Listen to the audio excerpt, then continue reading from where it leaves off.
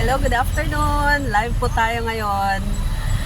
Naghanap po kami ng boneless na lechon.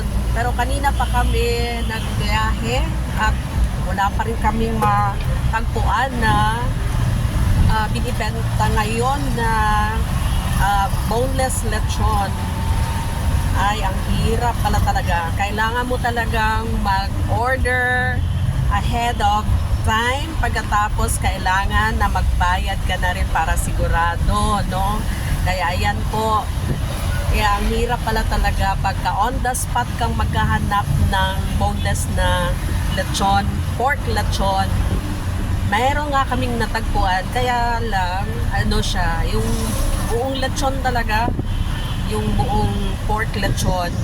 So, pwede ka naman makabili ng 1 kilo, 2 kilos. Kaso, sobrang mahal na pala ngayon. 850 ang kilo, meron ding 750.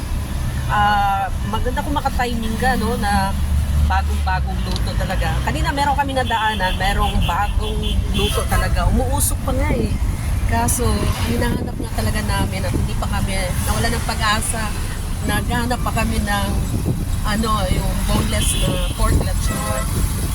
So, tsaga-tsaga. While doing this live video, yung kasama ko naman ay nababagot na.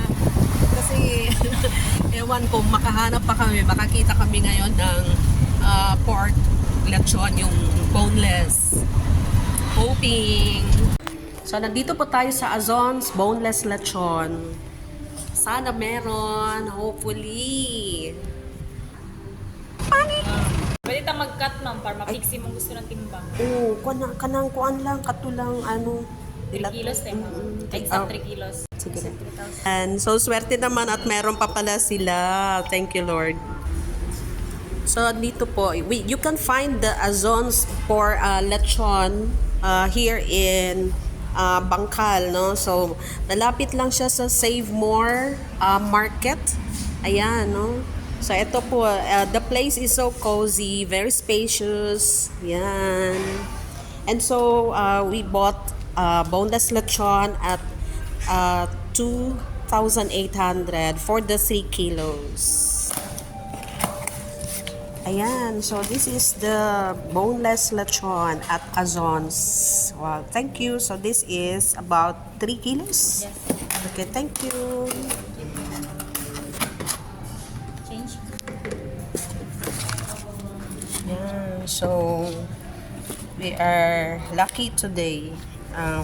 We have the boneless lechon. Yes.